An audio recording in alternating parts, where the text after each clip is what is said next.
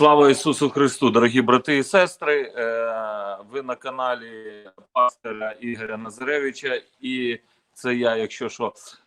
І сьогодні у нас в гостях єпископ Вадим Храптович. Поширте, будь ласка, це відео, прокоментуйте, поставте лайк. Ми сьогодні будемо говорити з єпископом про волю Господню. Вітаю тебе, дорогенький, радий тебе бачити. Як твої справи? Поговоримо сьогодні про волю Божу. Слава Иисусу Христу, я тоже очень рад видеть тебя, приветствую тебя, давно уже не виделись, но слава Богу, сегодня есть возможность хотя бы поговорить и пообщаться через интернет. Вот. На самом деле очень рад, что наконец-то мы можем поговорить и на такую серьезную тему. Вот. Я думаю, что сегодня будет у нас такой интересный диалог, и мы все-таки благодаря Священному Писанию придем к истине, которая будет, ну, во всяком случае, кому-то интересна. Так, я хочу сказати, що з єпископом у нас будуть ряд таких цікавих передач. Він буде говорити російською мовою, тому що ми прагнемо все-таки, що нас будуть дивитися і ті люди, які сьогодні знаходяться в спротиві в Росії.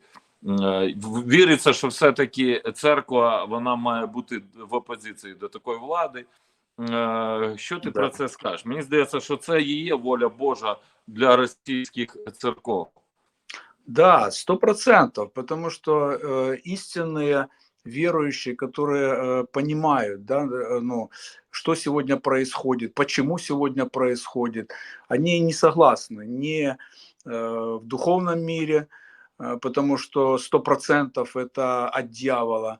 Вот. И также они не согласны и в физическом мире с этой системой, которая всем сегодня управляет там, в Российской Федерации и так далее, и так далее. И я знаю несколько пастырей вот с нашего объединения, например, непосредственно, которые успели выехать, когда началась война, и они начали как бы заявлять свою позицию по отношению к войне, по отношению этого террора, да, к Украине.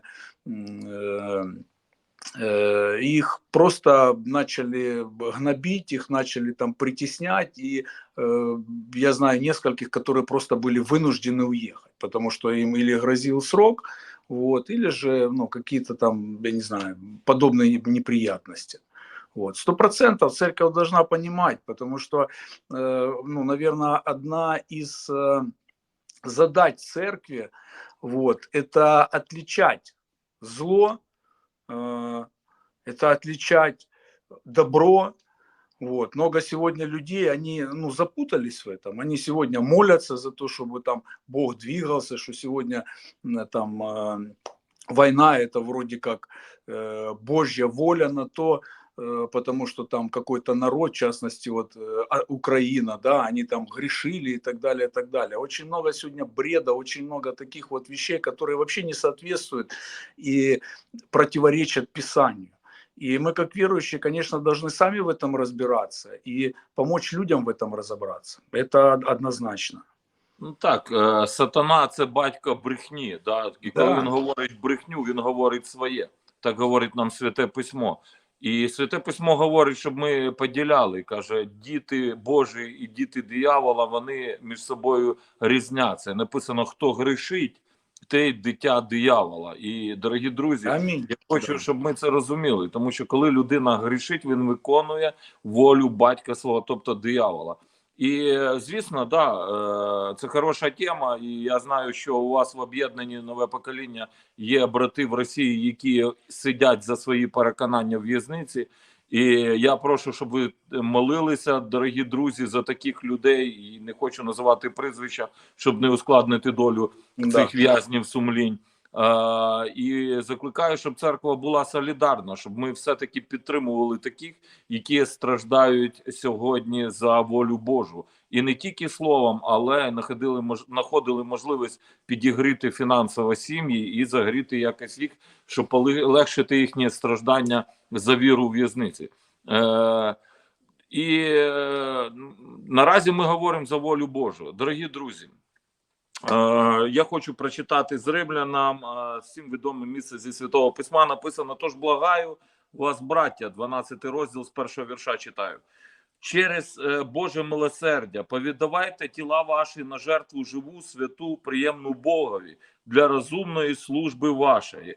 І не стосуйтеся до віку цього, а оновлюйтесь відновленням розуму вашого, щоб пізнати, що є воля Божа, блага, досконала та звершена».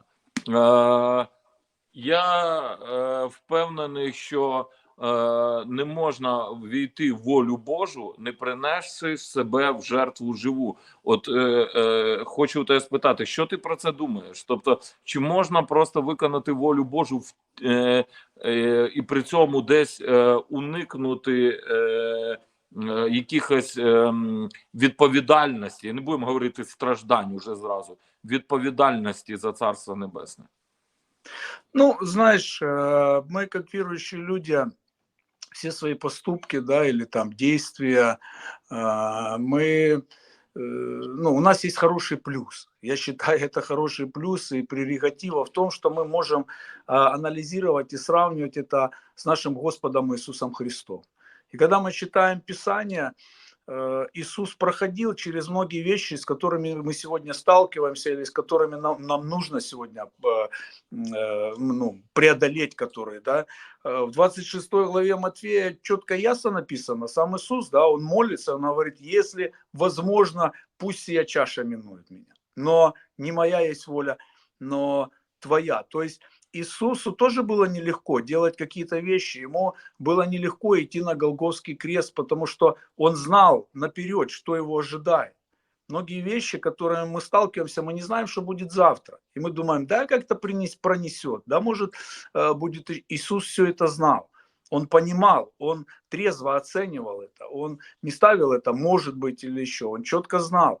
И перед тем, когда пойти на крест, он молился, и он даже говорил, что если это возможно, давай пересмотрим, давай как-то, может быть, ну, это избежим. Но с другой стороны, он говорит, если это твоя, ну, на это есть воля твоя, то я подчиняю себя твоей воле. Когда мы читаем Писание, да, ученики пришли к Иисусу, и они говорят: научи нас молиться, потому что ученики, они понимали вообще важность молитвы, они понимали важность отношений с Богом через молитву. И я не помню, в 9 или в 10 стихе, да, там написано, Иисус говорит, что молитесь, и чтобы воля Его, то есть воля твоя Отца, чтобы она исполнилась на земле. Исполнилась воля, которая как на небе, пусть исполнится здесь на земле. Поэтому 100% воля Божья, она порой непростая. Мы сталкиваемся с какими-то трудностями, с какими-то обстоятельствами. И Писание четко говорит, что принесите в жертву, принесите. Ну, в этой жизни ничего легко не дается. Вот, знаешь, я целиком и полностью отрицаю или не соглашаюсь с теми утверждениями, когда люди говорят, да, вот так вот все так вот как-то легко получилось, вот как-то проскочил, еще чего-то. За все в жизни есть определенная цена. И Бог эту цену сам говорит. Он говорит, что твоя цена для того, чтобы ты вошел в волю, а ты перед этим читал, что воля совершенная, совершенная. Мне вообще очень нравится это место тем, что Бог, Он показывает, насколько Он приготовил для нас судьбу. Совершенная, нам ничего не надо уже додумывать. Все, то, что Бог для нас приготовил, это лучше всего вообще, о чем мы можем мечтать или что мы можем себе придумать. Вот. Но, с другой стороны, Он говорит, принесите тела ваши в жертву живой. Да, 100%. Для того, чтобы воля Божья исполнилась, необходима жертва. І жертва, конечно, буває у кожного своя. Ти знаєш, я от згадую, як ще з 2014 року ти сумлінно виконував таку місію, вивозив з зони бойових дій людей, які були в страшної небезпеці. Я бачив ці обстріли, я бачив ці рикошети снарядів, це дуже страшно, це є вибухи, свісти цих дітей, переляканих матерів і Скільки ти людей вивіз з зони бойових дій під час всієї війни вже? Ну, если считать с полномасштабной войны, вот с 22 года, ну, больше 3500 это тех, которых я вывел непосредственно на своем бусике, то есть на микроавтобусе, в котором 7 мест, но туда порой 17 влазило. Вот, и ты говоришь, да, вот страшно. На самом деле, ну, это страшно, да, и порой, как бы ты понимаешь, насколько это, ну, опасно. Но вот опять мы говорим о воле Божьей, да, и вот насколько важно, чтобы человек был в воле Божьей. Перед тем, как, ну, начать служить, да, перед тем, как начать вывозить людей, я молился, постился, я хотел просто, чтобы Бог мне показал, чтобы Бог мне открыл, чем я должен заниматься. Потому что, как любой верующий, нормальный и здравый верующий, я не собирался и не хотел оставаться в стороне, когда пришла война, когда пришло горе, когда пришло зло. Но и не понимал, чем заняться или заняться. Вот. Я молился, и 27 числа февраля я четко получил ответ, что мне нужно ехать ну, на фронт, на линию соприкосновения, ну, на войну, да, на фронт, вот, и помогать и всем, чем я могу. Я вывозил и раненых солдат, вывозил и раненых цивильных, вывозил, просто эвакуировал людей, разных людей, это и старики, и дети, да, вот, и все это время я твердо внутри ощущал и чувствовал поддержку Бога. Я знал, что я делаю то, на что меня призвал Бог. Я 100% был уверен, что я делаю то, что я должен делать, и я там, где я должен быть. Дорогі друзі, я взагалі хочу єпископа Вадима привести в приклад, тому що я вам хочу сказати, в нього маленька дитинка, і жінка вимушена була, тому що вони з Добропілля теж уїхати від війни за кордон, і йому було чим ризикувати, тому що його маленький син мог би ніколи не побачити батька. І я з ним був в декількох його подорожей. В Бахмут уже ніхто не заїжджав, коли туди єпископ Вадим їздив і вивозив звідти людей.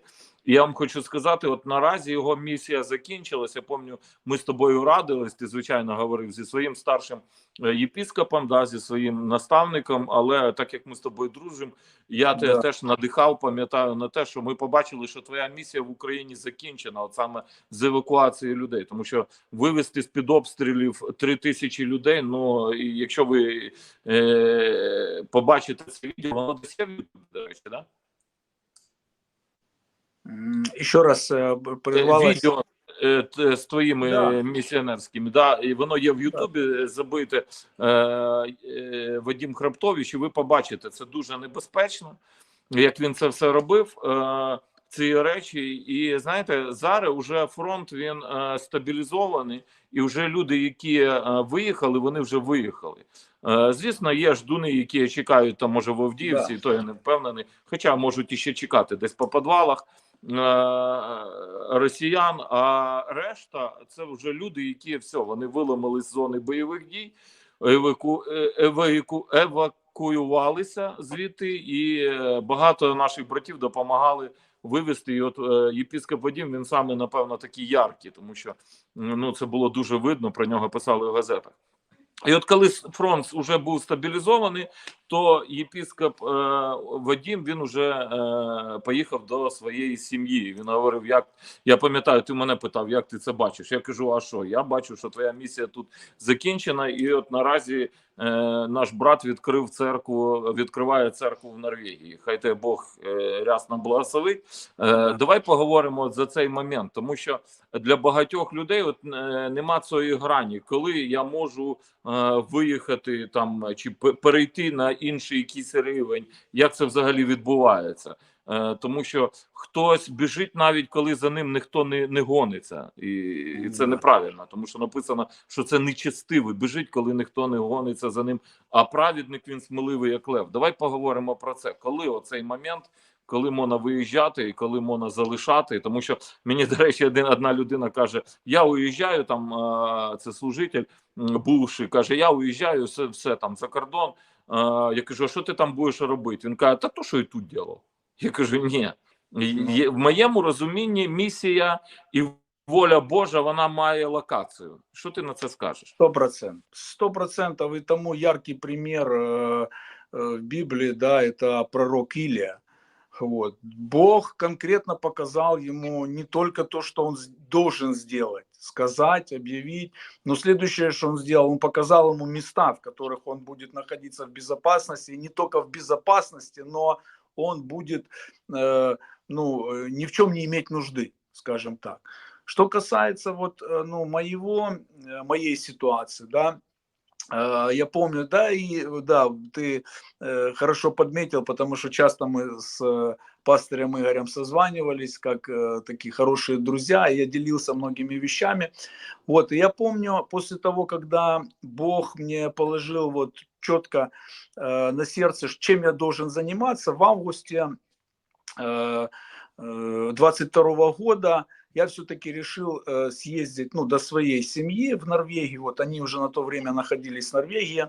Сыну было 3 года, да. Вот. И я поехал в Норвегию. То есть я приехал, и вот знаете, вот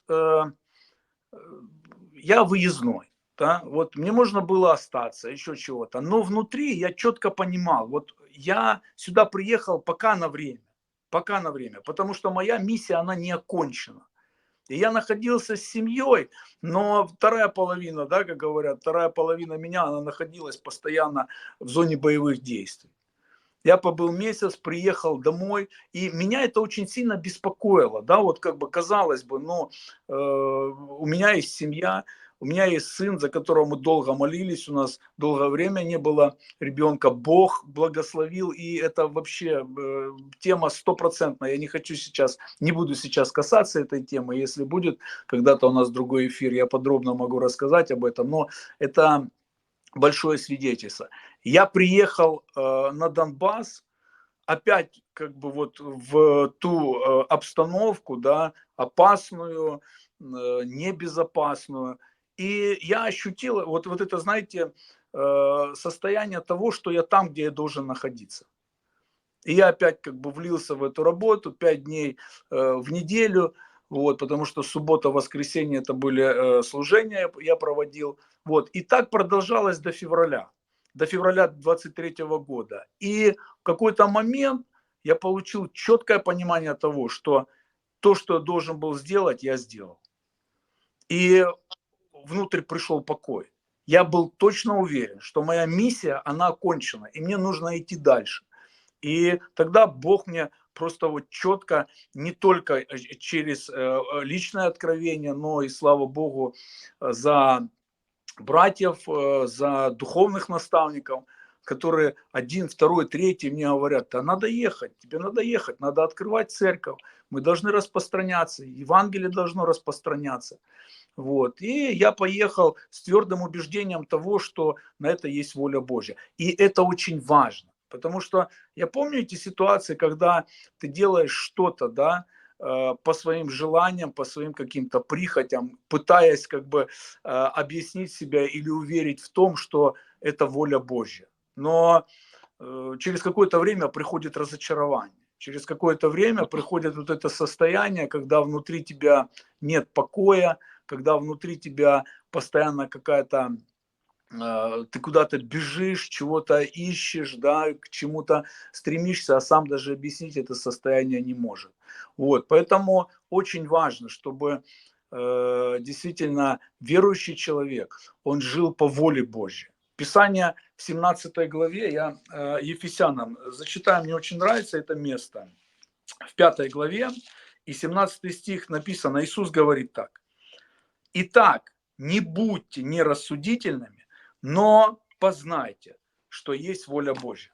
Бог Амінь. вообще сравнивает человека, он говорит, послушай, если ты не будешь стремиться к познанию воли Божьей, ты просто вот как человек нерассудительный. То есть ты человек, который не понимает многих вещей. Ты человек, который будешь делать что-то или создавать видимость, что ты что-то делаешь, какое-то движение, да, вот, а плодов не будет, у тебя не будет наслаждения, у тебя не будет внутри вот этого умиротворения и покоя.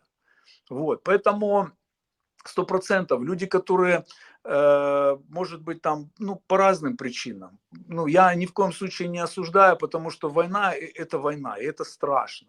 Но они сделали какие-то поступки, да, они там что-то сделали, может быть, по каким-то причинам, и это не является волей Божьей. Друзья, братья, сестры, ну, нужно вернуться к этому, пересмотреть и узнать волю Божью на свою жизнь. Потому что можно находиться в любой шикарной, прекраснейшей, цивилизованнейшей стране, но когда внутри тебя нет покоя, когда внутри тебя нет уверенности, какая бы страна ни была, но это не будет полноценное счастье. Писание говорит, я знаю намерения о каждом из вас, и эти намерения не во зло, но во благо. Ну, я тобі скажу, я маю таке откровення, да, що воно не моє, і колись всі харизмати його чули. Це про те, що є припустима воля Божа, а є досконала. Да? Да, Тобто в да, досконалій да. волі Божій ти йдеш, виконуєш цю волю Божу, да, не дивлячись на ризики, і ти там під повною Божою охороною і захистом. Да? А от припустима воля Божа, тобто це те, що Бог тобі попустив, а ти робиш по своєму произволу. І Да. знаєте, я згадую, якщо хтось сьогодні виїхав, дорогі друзі, і знаєте, багато людей виїжджало по всій країні. Це був такий болючий момент, тому що люди сварились. Багато людей чинило негідно, тому що вони знали, що вони поступаються власною честю, і вони виходили на конфлікт зі своїми там пастирями, зі своєю церквою. Я вам хочу сказати, звісно, пройде час, це все уляжеться, але треба примиритися. Навіщо? Щоб ви були в волі Божій. Тому що раз уже ви, скажімо, сьогодні знаходитесь там за кордоном, і не хочеться ніхто, щоб з вас постраждав, але згадайте такий феномен діти віруючих батьків, там, да, російською ДВР, діти віруючих родителей. Це цілий такий соціальний прошарок в Сполучених Штатах Америки, куди приїхали там п'ятидесятники, баптисти і харизмати після розвалу Радянського Союзу. І от вони казали, це воля Божа, а потім їхні діти вступили в банди, в наркомафію, да, і заполонили в'язниці Америки. Да. Тобто це була велика ганьба, тому що батьки просто передали сакральні оці почуття свої. Тобто ти можеш розказувати що завгодно, але твої діти замовпують от саме те, що всередині тебе. І знаєте, я хочу сказати, дорогі друзі, що насправді, як і пастор Вадим говорить, це дуже просто, ти не помилився. Пам'ятаєте, як колись в печері Давид заховався від Саула, а Саул туди випадково, нібито зайшов справити нужду. Але це нічого випадкового нема, це все від Бога. І що зробив Давид? Він відрізав від його плаття кусочок там тканини. І що написано стало? Гірко стало Давиду за його вчинок. От просто маленький вчинок, да? Щоб потім показати, от я тебе мог вбити, він просто шматочок відрізав, і йому стало гірко. Знаєте, я впевнений, що це дуже просто воля Божа. Хай вас ніхто не заплутає. Ой, воля Божа, там нас 100 років поститься. Ні, серце твоє зразу тобі говорить. І цьому внутрішньому свідченню ми знаємо, треба вірити. Тому що коли совість твоя тебе засуджує, тим паче і Господь написано. Ну, дорогі друзі, це буде дуже добре, коли ви будете вболівати за свою церкву, яка залишилась тут. Це правильно, і ви зобов'язані, я вам хочу сказати. І це зобов'язаність не від людей, а від Бога. Тому що ми її так само взяли на свої плечі і робимо те, що робимо сьогодні. І що ви будете вболівати за Україну, тому що віруючи там, де правда. Ми маємо бути на стороні світла в цій війні. 100%. Да, і хочеться, звичайно, закликати пастирів із Росії, що ви маєте не коритися цьому режиму. Навпаки, ви маєте стати на спротив. Я не знаю, знайдіть людей, які в принципі готові до цього всього діла, і Бог вас рясно благословить. Якщо ви хочете змінити щось в своїй країні, ви маєте розуміти, що ви маєте діяти. І віруючі, це люди, які здатні до прямої дії. Вони здатні до цих спротивів, до цих акцій, до просто цієї опозиції. І я вас дуже прошу і моліться за тих, хто в тюрмах, щоб не було такої ганьби, як деякі почали там щось пророчити, як пастор Вадим казав, за те, що Україна згрішила. Тобто, я думаю, що в пеклі для цих людей готується особливе місце. Тому що написано, що участь всіх лжеців, да, брехунів в озері Огняному. А це не просто брехня, це взагалі страшні речі, коли людина перекрутилась і веде когось. Це дуже страшно, дорогі брати і сестри. Тому відчули цю волю Божу, що ви навернулися в волю Божу, якщо ви від неї відійшли. Ну, давай будемо підводити ітог нашої бесіди. Що ти хочеш сказати на останок для наших глядачів? Ну, знаешь, ты вот говорил сейчас, да, по поводу, ну, важности, да, вообще вот как бы эта тема такая. Я что-то вот пришло мне на память, да, я встречался здесь с некоторыми людьми, которые вот уехали, и вот сегодня, как бы, да, пройдя уже какой-то определенный путь, какое-то время, они уже понимают, что сделали это там, ну, как-то из-за страха, да, может быть, там действительно хотели, ну, вывести там безопасность семью, но сделали какие-то шаги, да, выехали там нелегально и так далее, вернуться вроде как сил нету. И что они делают? Вот самое неприятное то, что люди начинают оправдывать свои поступки. Вот я еще на эту, как бы, вот, Да. да, в эту сторону хотел бы просто направить еще взгляд этой темы. Потому что человек, когда он не покорен Богу, он пытается оправдать себя, почему это произошло. То есть кто-то неправильно по отношению ко мне поступил, кто-то там что-то сказал, да, кто-то куда-то меня там послал и так далее, и так далее. И люди начинают оправдывать себя. И в конце концов, что дело порой доходит до того, что оправдывая себя, они начинают как бы причислять Богу то, что он вообще не делал. Вот то, что я говорил в начале, знаешь, что говорит, ну, на все же воля Божья, вот война вот она идет, ну, это Бог так вот, ну, это вот Бог так. Знаете, и люди входят в большое заблуждение, они поддаются вот этому обману дьявола, вот этой лжи, и они потом начинают ее распространять. И самое неприятное то, что они же передают это.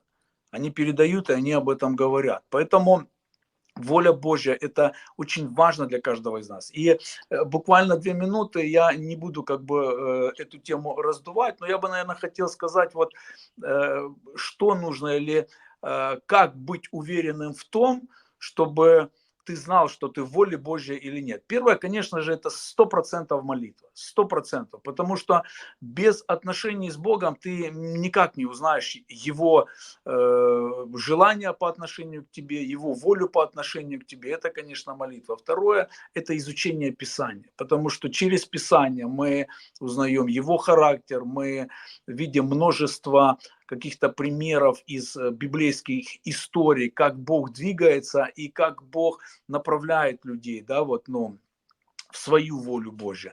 Еще один очень важный аспект – это общение друг с другом, да, с верующими людьми. Но очень важно также еще принимать и слушать духовных наставников. Знаете, вот сегодня как бы это оно, ну, как бы вышло вот, да, из каких-то, за какие-то вот рамки. И многие говорят, а что мне, как бы я отношения с Богом имею, что мне там, ну, другие, что мне может кто-то сказать там, какой-то там пастырь, служитель, лидер и так далее, так далее. А у меня тет-а-тет отношения с Богом. Но Писание говорит, в Иоанна написано, что если вы во свете, как и Он, то имеете отношения друг с другом. Бог проводит параллель, он говорит, если у вас действительно есть отношения со мной, то у вас отношения должны быть и с друг другом.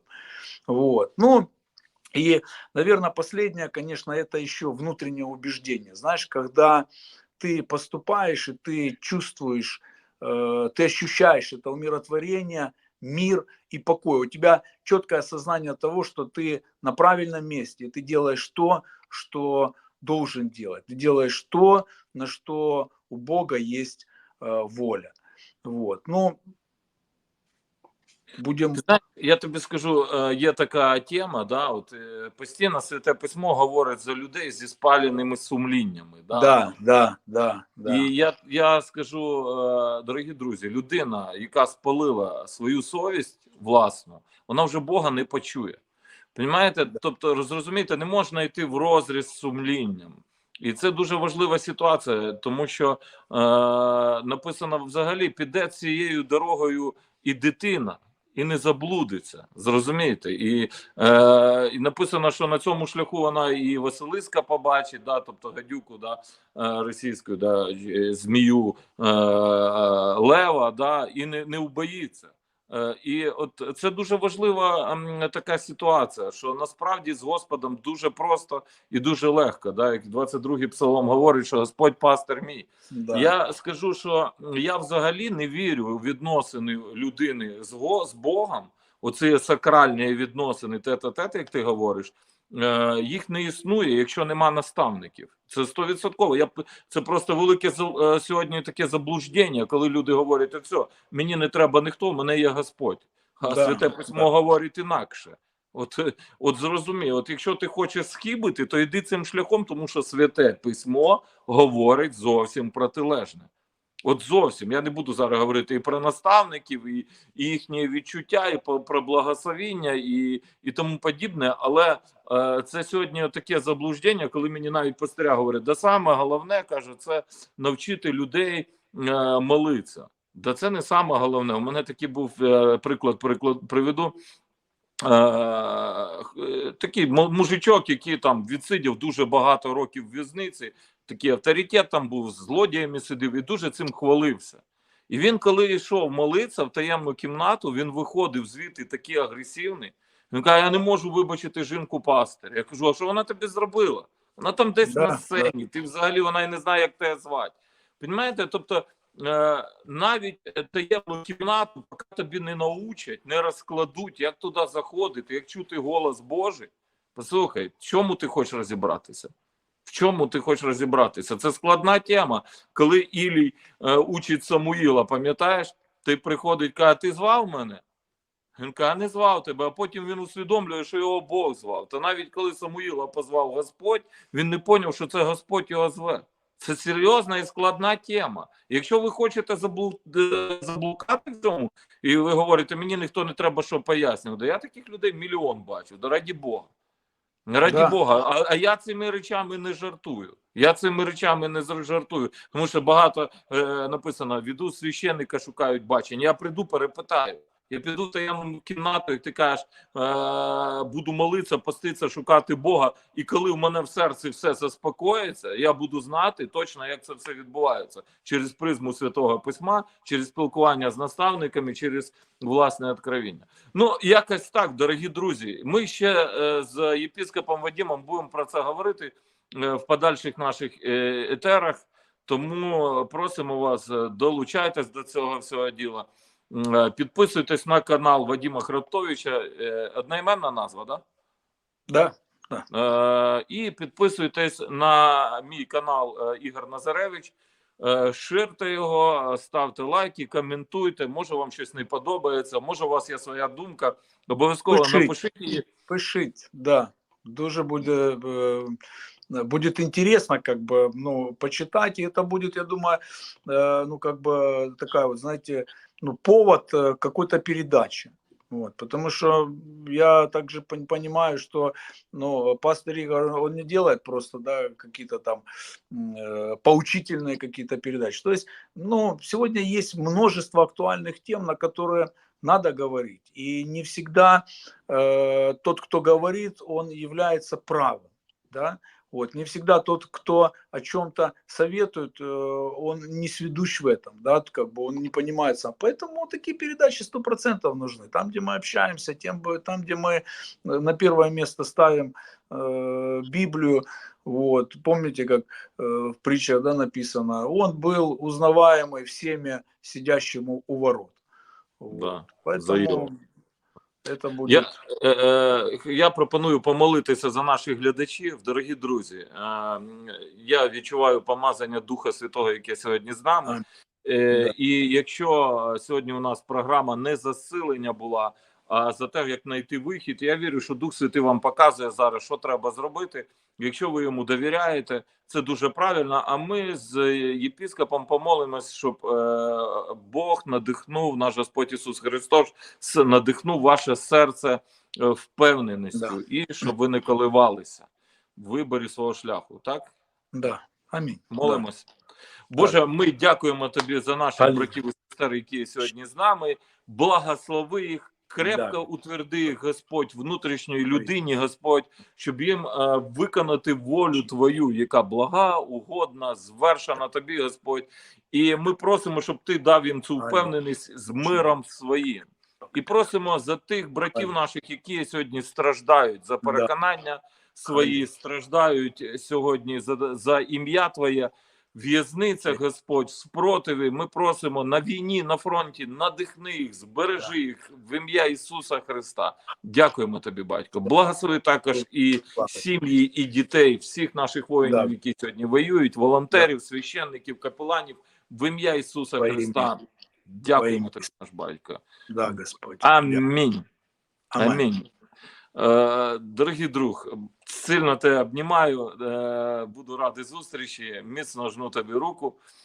Що, до нових етерів. Хай Господь тебе рясно благословить і всіх наших глядачів. Да, тебе тоже благословение, благословляю вас, братья и сестры, пусть благодать Господа Иисуса Христа пребудет с нами, со всеми. Аминь. Амінь.